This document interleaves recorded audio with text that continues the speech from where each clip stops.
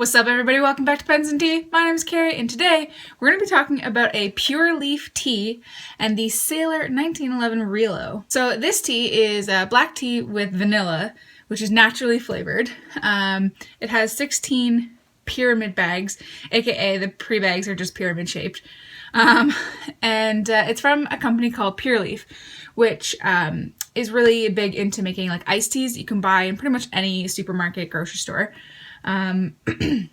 Ingredients is black tea, ground vanilla beans, marigold petals, and natural flavor. It says for 1 cup, infuse 1 bag in freshly boiled water for 3 minutes. And what I like about this is that pretty much it's Canadian. So it comes from Toronto, which is really nice because, you know, I try and buy local whenever I can. And if I open it up, the little tags, you just gotta kind of like take off the bag for a second. And then this is why it's called pyramid bag. And then it gives you a decent amount of room. I do wish the bags were a little bit bigger because this tea does expand quite a bit when you steep it.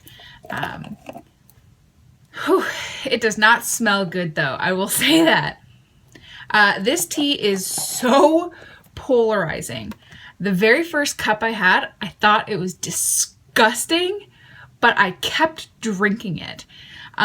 So I couldn't explain it. It was like you just got hit with like such intense vanilla, but not a sweet vanilla, not necessarily a bitter vanilla, but like just, I don't even know how to describe it. It was just so gross, but I kept drinking it. I finished the cup. And then towards the end of that cup, I couldn't decide whether or not I liked it. It boggled my mind. I didn't like it. I liked it. When I first would take a sip, it was like, ew, gross, but then you'd swallow it and like the flavor that would come out through that was better. And so I don't know, I was confused. So I had a second cup the next day. Still couldn't decide whether or not I liked it. I've literally gone through half of the jar, the container. It's just a plastic. I've gone through half of this, and only just now that I'm now used to that first initial kind of punch in the face that this tea gives you flavor-wise. And if you get a chance to smell it, which doesn't smell very good, that it gives you a very similar taste as to what you smell. I kind of like it now. I can't stop drinking it, and it's just, I don't know, it's so disgusting that I like it. It is the weirdest experience I've ever had with tea. I've never had it where, I've always either just loved a tea, or I've hated a tea, or just thought, whatever, like, it's not bad, but I don't know if I'd buy it. This is so disgusting that it's good, which is just such a weird thing to say, but it's true. So if you get a chance to try it, this is $8 for 16 bags, so a little on the expensive side, but not too bad. If you get a chance to try it, I would say do it. And if you buy it and you don't like it, send it to me. But yeah, if you get a chance to try a cup, do it, because I quite like it now, but it took me about half of the jar to realize that I did like it. So just word to the wise, I've never experienced anything like that before.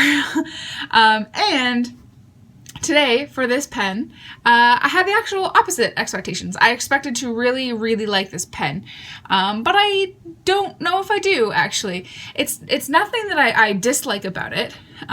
This is the Sailor 1911 Realo. If you've noticed, I've been on like a Japanese pen kick lately. It's true, I've just been really getting into Japanese pens. But I've reviewed many 1911 versions before. I have the white version, I have one with a zoom nib, and then I have the demonstrator. I am in love with the demonstrator, which is a cartridge converter. This is the Realo, so it's essentially Sailor's piston version, piston fill of the 1911. So this is the large size, which I don't think there is a Realo in the standard size or the slim size. I think this is the only size you could get. If I'm wrong, leave a comment down below.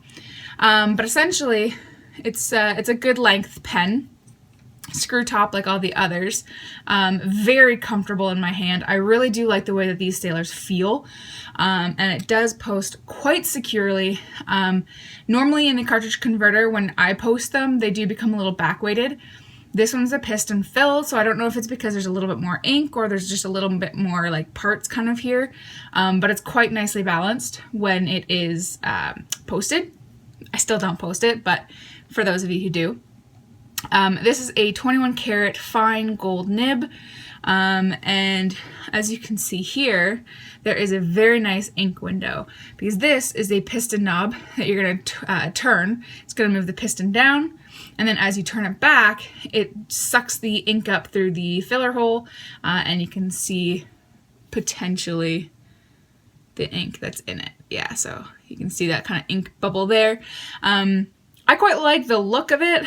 I'm not a huge fan of the 1911 cigar size.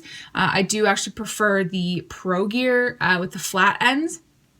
But that said, a lot of people like the cigar, and it is quite popular shape.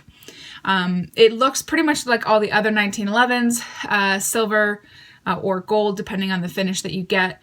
This is obviously gold. Clip is... No, it's a good tension, but not like too crazy. You get 2 gold bands around the cap here. It says founded 1911 Sailor Japan.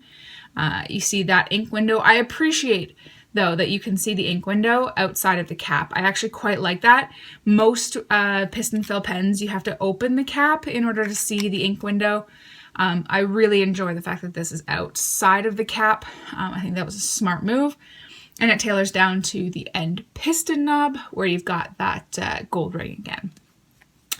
Unscrewing basically reveals, like, you know, the relatively short grip section, but the threads are super duper smooth. And there's the smallest of step ups. I gotta get a better camera, but there's the smallest of step ups right here. But it is so smooth that really it just feels like a perfect transition. So even if you do hold your pen farther back and you grip onto the threads, it's very pleasant. You're not really going to have any issues. The reason why I'm covering this kind of quickly is just because, like I said, I've covered it so many times before. And in the iCards, I'll pop in all the other sailors that I've done reviews of as well. So I alluded towards the beginning that I wasn't a super huge fan of this pen. It's not the pen itself that I dislike. It's actually the nib. And when I flip the camera around, I'm going to let you know why. Actually, before I flip the camera around, I almost forgot pricing. So the Realo, the piston fill, is more expensive than the cartridge converter. So retail pricing, US dollars, it's about $328, which Canada, for our dollar, that puts us anywhere around the $430 mark. My opinion, that's too expensive for this pen, for Canadians. But value is different for everybody, so that is completely up to you. But basically, if you're looking to purchase these pens, I would maybe look into potentially getting them from Japan direct, because you can save yourself a good pile of money right there that you could put towards something else like beautiful ink. So now that I've let you know the retail pricing, I'm going to actually do the writing sample now.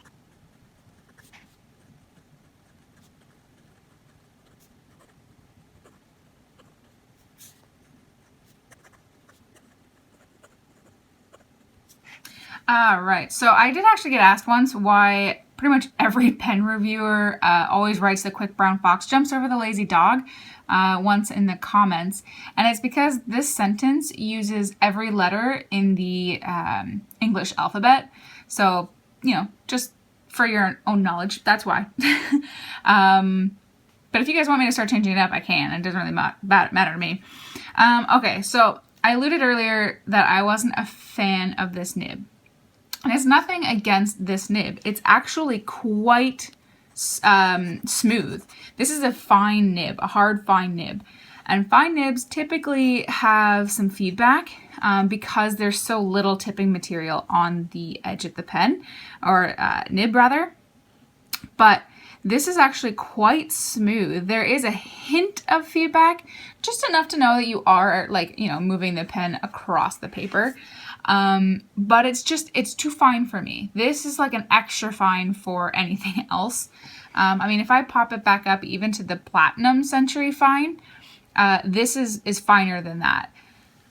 So that's really the main reason why I don't. And for this reason. So if I make a downstroke, side stroke, upstroke, you can see, or maybe you can't, but the upstrokes are so much drier than the downstrokes and side strokes. And that bothers me a little bit. It's good for shading, you know, especially if you do a lot of like S's or things where you do, you know, move your nib up. You definitely get good shading. This ink, by the way, is Monteverde green, but I personally don't like it. The rest of the pen, as far as is decently wet, considering it's a fine nib. It's by no means a gusher, but considering how fine this is, it's pretty good.